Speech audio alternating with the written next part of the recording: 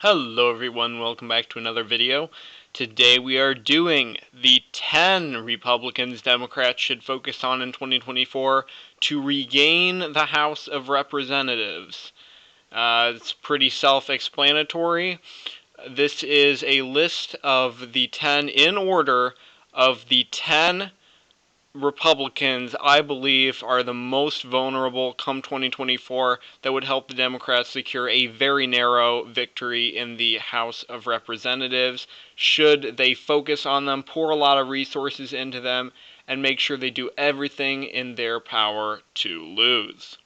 Now, I am not including George Santos' district in this video because it's pretty obvious that even if George Santos did run again, he would lose by a lot. He would lose by double digits. I'm like sure of it. I don't know why he won by 7.5 in a Biden plus like 7.5 district as well. Like that doesn't make any sense to me. It was like a Biden plus 8 seat and he wins by 7.5. That to this day I am baffled as to how he won a race in a seat like that. He could have been a true electoral juggernaut if he had, simply not had the scandals. But then he had the scandals, and now he's screwed. So that goes to show what you should not do if you ever get into politics. But I digress. Anyway, let's get started with number 10. Number 10 is David Valadao. Now I know what you're thinking. Dude, David Valadao is an electoral juggernaut. How could he possibly lose re-election come 2024? And the answer is, well, it's not very likely, I'll admit that, which is why he's number 10 on this list. He's the least most important of these 10 important ones to focus on right now. He's the congressman from California's 22nd. He is from a Biden plus 13 district. I know, it's insane. He won by 3% this year. But that was because he ran against a very weak opponent who refused to debate him and did everything possible to lose. Like literally, this Rudy Salas guy, he was like, I'm just not even going to try. I'll win because it's a very partisan, it's an extremely Democratic district, so there's no way I can lose. And then he proceeds to lose by 3 points he lost by. David Valadao only barely gets by a lot of the time, but he won by 3 this time. Now that being said, David Valadao is not invincible. We have seen this before. Just because David Valadao won by 3% in 2022 does not mean that he can't lose again. He lost in 2018 during a blue wave year. Even though everybody called the race for him early on, it was later projected that he had actually lost that race by a little bit under a percentage point, if I remember properly. So he's lost before. It just took a blue wave for him to do it. Which is why I don't see David Valadao currently going down anytime soon. I think this guy is worth taking a look at for the Democrats. I think they could potentially take him out if they put him up against a strong candidate. Because let's not forget, this guy did vote for Trump's other impeachment.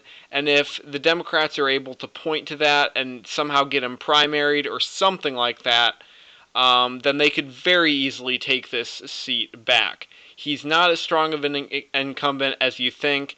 He just happens to be an electoral juggernaut that has managed to get by, but has lost before. And he ran against a weak opponent too. So it's really not like this guy is incredibly great or anything like that. But he's definitely not the most important one to focus on, because number 9 is Ryan Zinke. Ryan Zinke is, quite frankly put, why is this guy even in Congress? Like, let's face it, I don't even know how he's in Congress. Trump endorsed him because he was former Secretary of the Interior in Trump's administration, and then he was like, oh yeah, I get to run for Congress. And he proceeded to run, and he won by 3.1. What? He's running in a Trump plus 7.1 seat during a supposed red wave year. And you're saying this guy only wins by 3.1? He wins by lean R? What? Like, okay, and there is reasons for this. He's an extreme underperformer, that's true. But also, the main reason why he's an extreme underperformer is because of scandals that he had during his time as Secretary of the Interior in Trump's administration, hence basically why he resigned. I don't know the full details of all these scandals, but I do know that made him an incredibly weak opponent because of it, and he lost to one by only 3 points against a no-name candidate named Monica Tranel. And I think, Montana Democrats have a really, really strong bench. I will say that. We have Jon Tester, for example. Jon Tester is a guy who gets out there and he talks like a really moderate dude who is going to work for the rural part of Montana. And that's how he's able to get votes every time. And that's why his approval is so stinking high. And that's also why Montana had Democrat governors for like the last 15 years before Greg Gianforte was elected. Montana Democrats have a thing, I'm telling you. It's a red state, but they have a thing going. If Steve Bullock, for example, were to run against Ryan Zinke, I think it's possible Ryan Zinke could go down easily. Steve Bullock was a popular governor, let's not forget that. Sure, he lost the Senate race by a whole bunch, but that was because Trump's down ballot effects and such.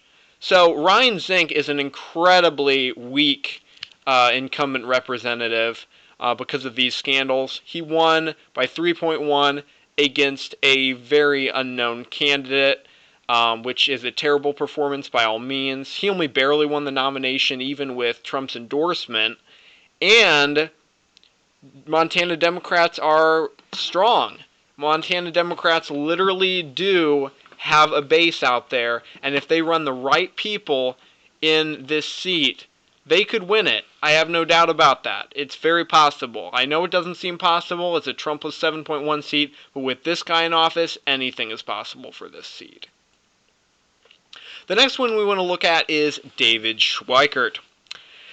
David Schweikert also has scandals, but that's not the main reason why I'm mentioning him. The main reason I'm mentioning him is because he won by 0.9 in a Biden plus 1.5 seat. Now you're saying, wait, the dude overperformed. He's actually a strong candidate because he overperformed. No. Actually, most people expected him to win by way more than that. It was supposed to be a red wave, remember? He was looking like he was going to lose until the remaining votes came in, and then he barely eked out a victory by less than a percentage point. This guy, I thought, was going to win by a lean or likely margin. Lean, probably because of the scandals, was my reasoning. But I didn't think he was going to win by, like, a tilt margin. I thought it was going to be a, like, Schweikert plus 4 seat or something. I didn't think it was going to be that close.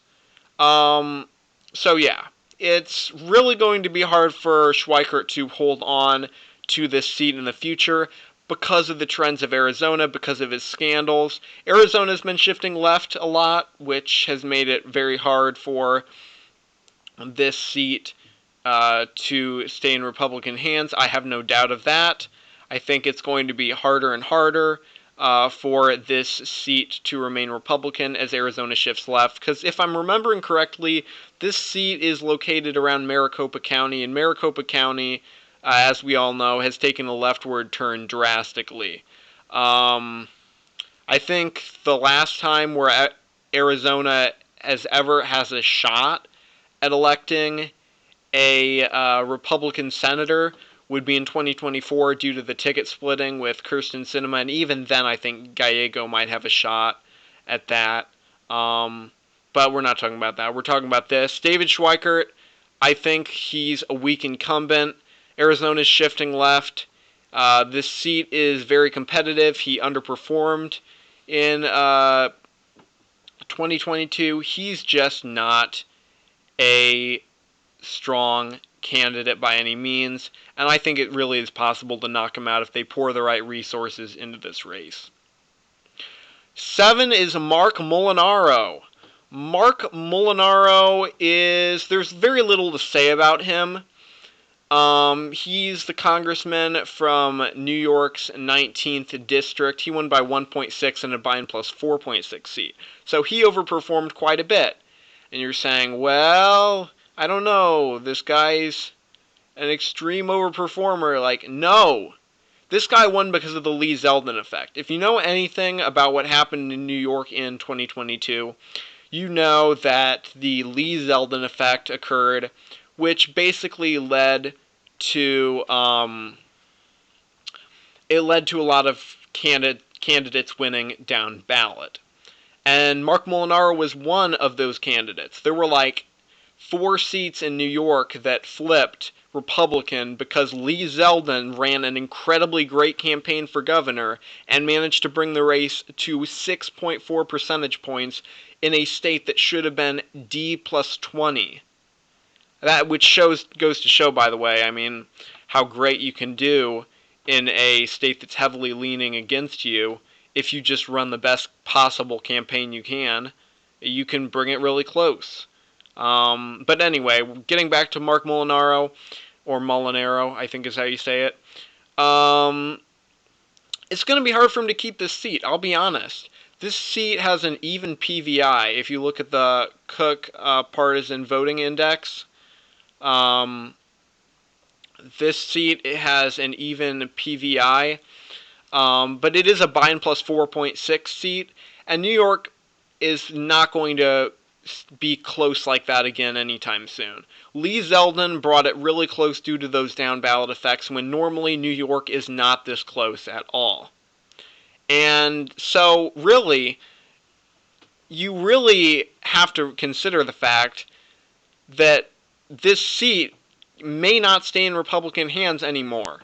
This seat is a swing seat, but it swung to the Republicans because of Lee Zeldin. After Lee Zeldin is no longer on the ballot, we're not going to see the same down ballot effects. Unless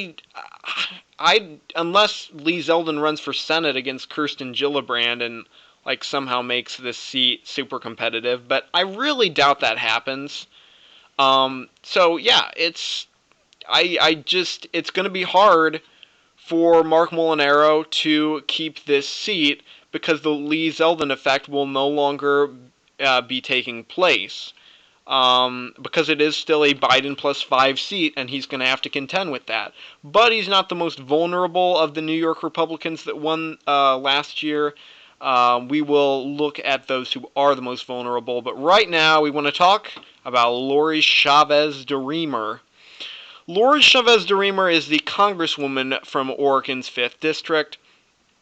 And the main reason she won is because her opponent, Jamie McLeod-Skinner, was the worst possible opponent to run.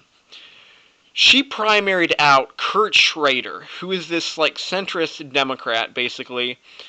This guy who actually opposed some of Biden's agenda. And Lori Chavez-DeRemer came in there and basically attacked McLeod-Skinner, who primaried Schrader out, for being a total socialist. And somehow she managed to win because of that. I'm not saying, oh, go around and do that whenever you want, Republicans. No, it wasn't. She didn't even have a good debate performance, I'll be honest. Like, Lori Chavez-DeRemer's debate performance kind of sucked, if you watch it. But that doesn't matter. She still won by 2.1 in a Biden plus 8.8, 8.9 seat, depending on who you ask. And she did win primarily due to a weak opponent. Is she going to have the same weak opponent again? I mean, probably not. Are they really going to renominate Jamie McLeod-Skinner after having lost already? I mean, sure, they do that. Like, there are people who will get the nomination again in these House races. It happens a lot, in fact. But McLeod-Skinner has already lost 2 House races. If you remember, in 2018...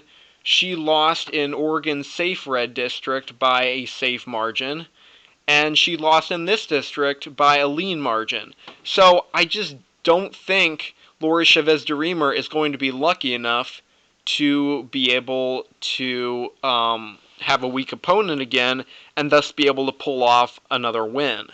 I think she's pretty vulnerable going into 2024, but it's not impossible. I think if Democrats put in the resources into this race, they certainly can knock her out, but she does have a shot at holding on. It is possible. All these are possible, by the way.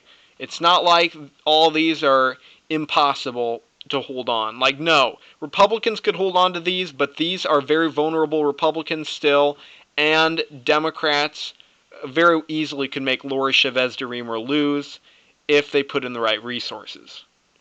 Brandon Williams is number 5. He's another one of the aforementioned New York Republicans. He did not flip his district, but he won in a 7.5 seat by a single percentage point, which is why he's so low down on the list, because he won by barely a lean margin in a seat that is close to being by in double digits. And that shows that he's not the strongest candidate, and that it took the Lee Zeldin effect to get him over the hump.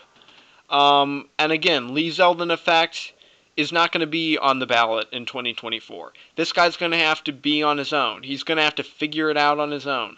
And there's where the issue lies, because without him, without Lee Zeldin being on the ballot, this guy is going to struggle to win re-election when he's in such a blue seat. Now, that being said, this guy absolutely could win re-election. It's possible. But look at that number, 7.5, that's not going to be an easy number for him to overcome, and he is going to have to position himself pretty favorably, similar to like John Katko did, who, by the way, this guy replaced John Katko, so he kind of has to be John Katko 2.0 if he's going to be able to win re-election. But either way, kind of the same thing applies to this guy as applies to Marc Molinaro, so we won't waste too much time on him anymore. Instead, we will focus on Anthony D'Esposito, who, by the way, I don't know, I just like this guy. I don't know why. He seems like a really nice guy. He is from New York's 4th District. This guy won a total upset, man. This guy won by 3.6 in a Biden plus 15 seat. That doesn't even seem like it should be possible, but it is. 3.6. That's a decent margin. 3.6, that's more than DeRemer won by. That's more than Williams won by. That's more than Molinaro won by. This guy won by 3.6 in a seat that, of all seats, is double digits for Biden. I don't know how he did it, but he did it. So the question is, can this guy still win, even with the Lee Zeldin effect? Could he become the next David Valadao and somehow manage to hold on in a double-digit blue seat? Or Mike Garcia, whoever you want to use as an example. Yes, he could. But he is in a double-digit Biden seat, and that's something to be reckoned with. 3.6%, that's a fairly comfortable margin of victory, but he still is in that double-digit blue seat. And so that is going to pose a challenge to him, and it's going to be hard for the seat to stay in Republican hands because Lee Zeldin, again, is not going to be on the ballot this time. So, yeah. The third one is Mike Lawler. Mike Lawler, the only reason this guy won was, again, because of Lee Zeldin. I'm not going to spend too much time on him because, this guy won because of Lee Zeldin. He's from New York's 17th District, and he won by only 0.6 in a Biden plus 10.1 seat against Sean Patrick Maloney. Now, this is a double-digit Biden seat, and he won by only 0.6 because of Lee Zeldin. Shift this district back like a point or so, and he automatically loses. So you can bet that this guy is pretty vulnerable going into 2024. Now, there is a way for him to win that I can see, and that is if Alessandra Biaggi, who is Sean Patrick Maloney's primary challenger, ends up running again for this seat and wins the nomination. She is basically endorsed by AOC. She's like a second AOC, in short. And yeah, she would be a weak opponent to run against this guy. I think he would legitimately pull it off if he was running against her. So if Republicans want to win this seat, they better get her to run so that they can keep Mike Lawler. But otherwise, I think this guy very well could be screwed come 2024. The second one we want to talk about is John Duarte. This guy won by only 0.4% in a Biden plus 10.9 seat. Now, the only way I see this guy winning is if he ends up being a new Mike Garcia.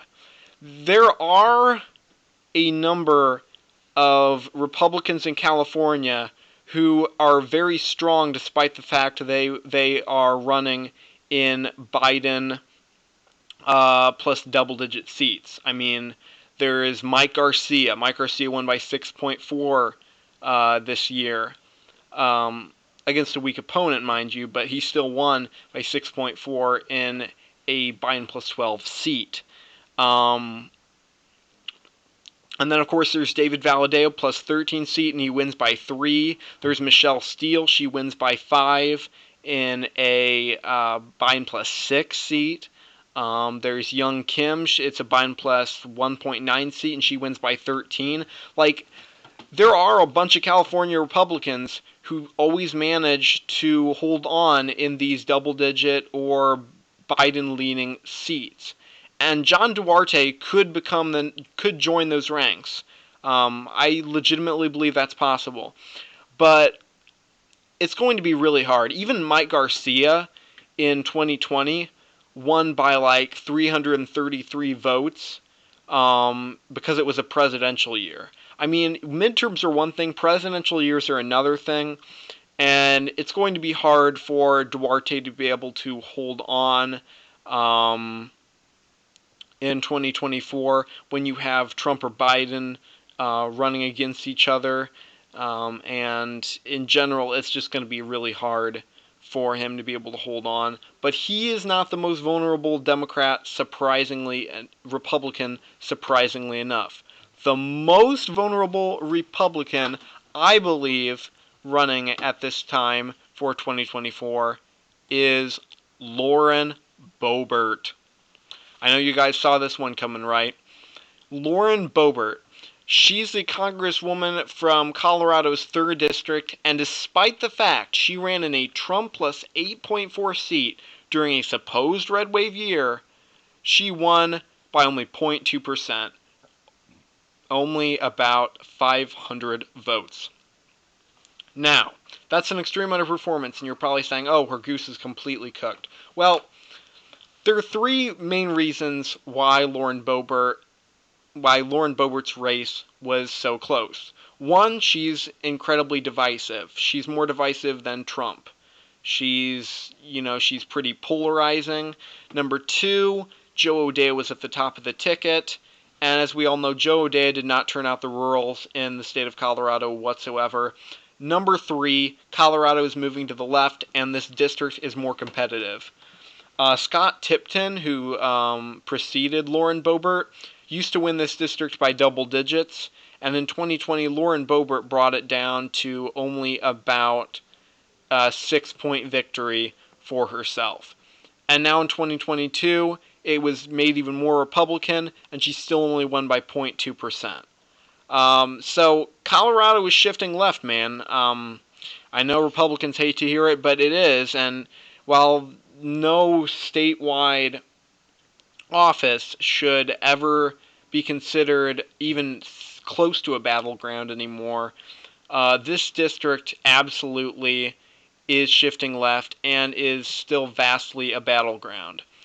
I think personally right now, Boebert could hold on very narrowly, because rurals will come out more for Trump or DeSantis in 2024 than they did for Joe O'Dea, who was an incredibly poor Republican to run in the rural areas because of his more left-leaning stances on social positions.